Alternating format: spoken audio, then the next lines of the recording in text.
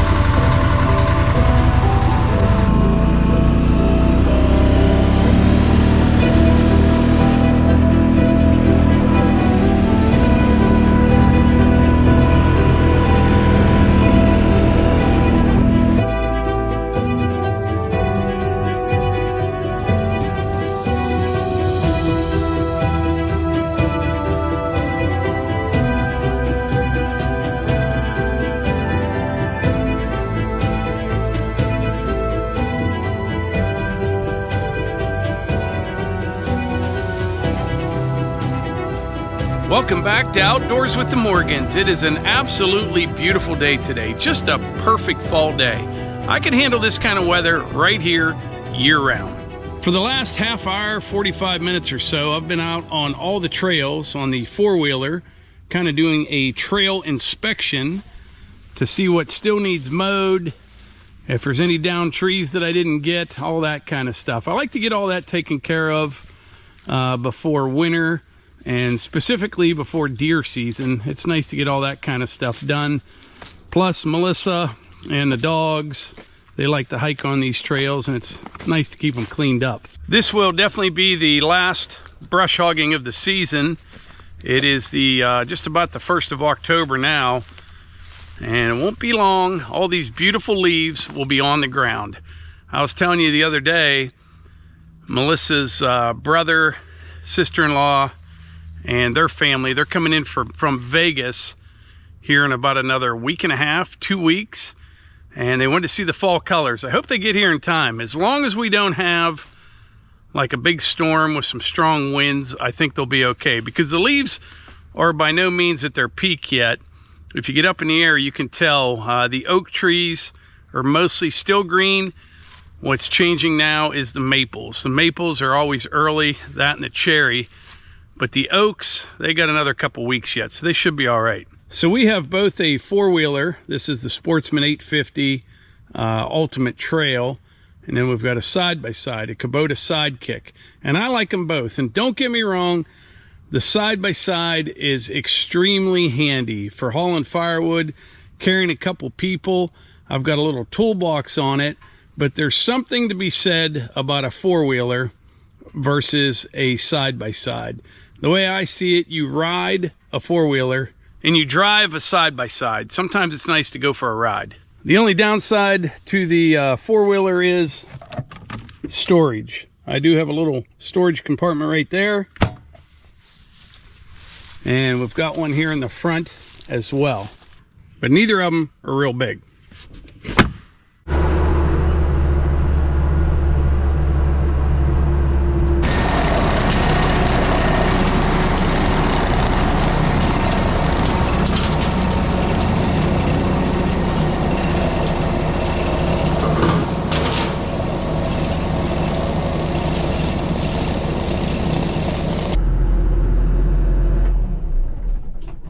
I didn't check this section of trail.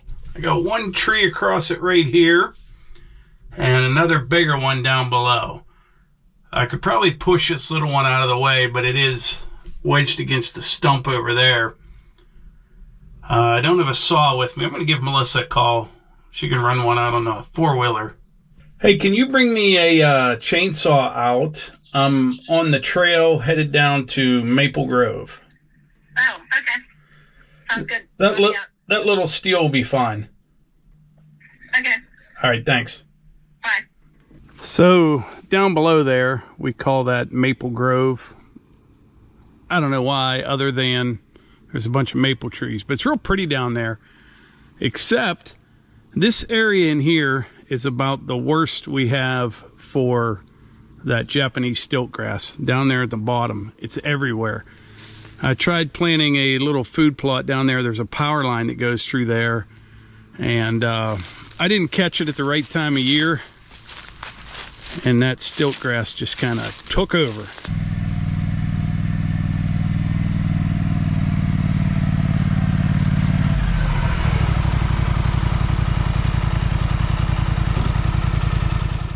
Thanks for the delivery, Melissa. Yes.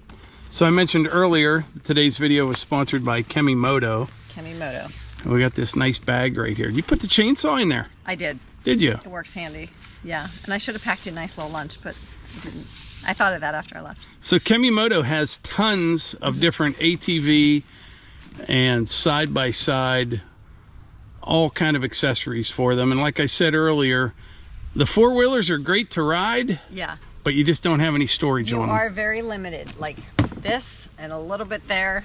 And a wee little bit underneath there. Yeah. And actually, oh my goodness. Piper made it the whole way out here. What the heck?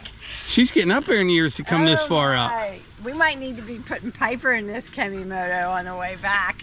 I am like, what girl? Look, she wants to ride. What? What are you doing? I actually think it's kind of comfortable because I'm always... It's almost like a backrest. Yeah, I'm always trying to... So it has this little flap on it here, keep the rain out of it, plus it's zipped up pretty tight. Got the little, oh, you grabbed the MSA 220, Yeah. Melissa. Yeah. So there's also dividers that you can put in here. Okay. I have them back in the garage. And then there's tons of storage up in here. There's pockets. Yeah. I love that. Any woman would. What all would you put in there, Look at Melissa? this. Oh my goodness. Well, if I was Eva, my water bottle, chapstick, a mirror, a brush. But I'm talking more outdoorsy stuff, Melissa. I know. You never know when you might need a granola bar. In this case, running YouTube videos, you're going to need an extra battery, maybe another camera. You don't want that rolling around. This is very handy. Oh my goodness, you could stick some extra socks, gloves, flashlight. Oh, this is perfect. Perfect size.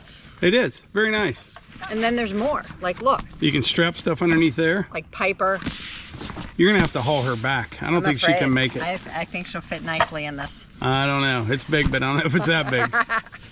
But anyway, yeah, that's going to be a good fit, especially like down in West Virginia, because down there you can ride for miles and miles, and we can put a whole bunch of stuff in there. But if you want more information on that, I'll put some links in the description and a pinned comment as well. Okay. And now you got to figure out how you're going to get Piper back.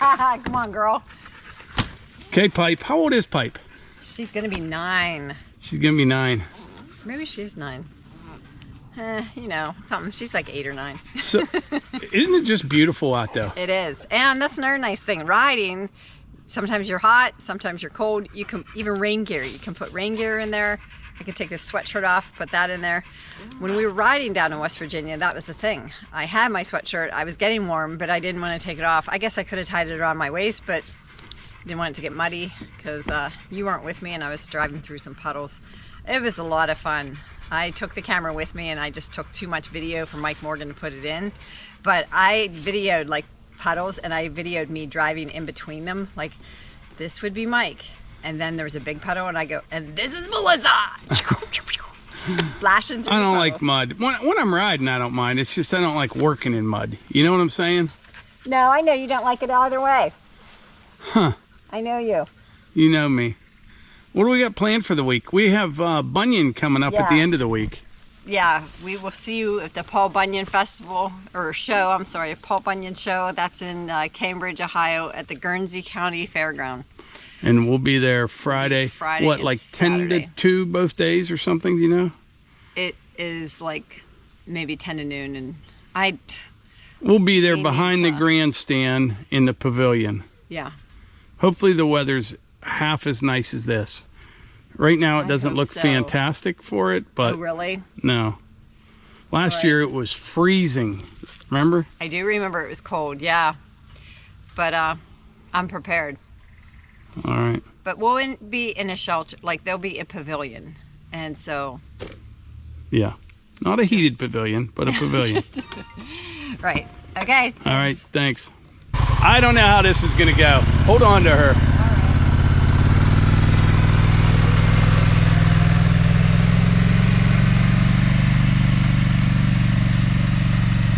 So Melissa actually picked the best saw for this application here. This little MSA 220 little top handle saw. It's really nice for cleaning up the trails, and you can just set it on the floor in the tractor. It's not real big, but it's a little powerhouse.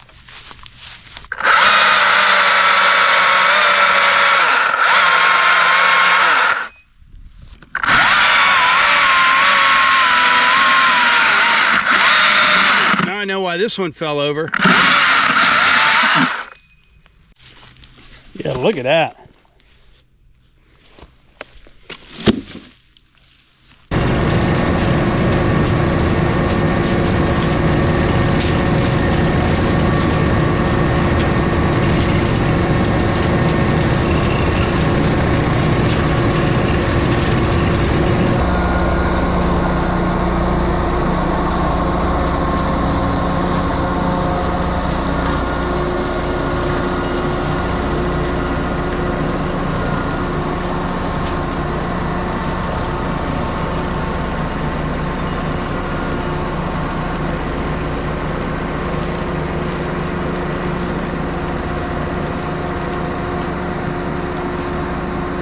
All right, we are done brush hogging for the year, I think.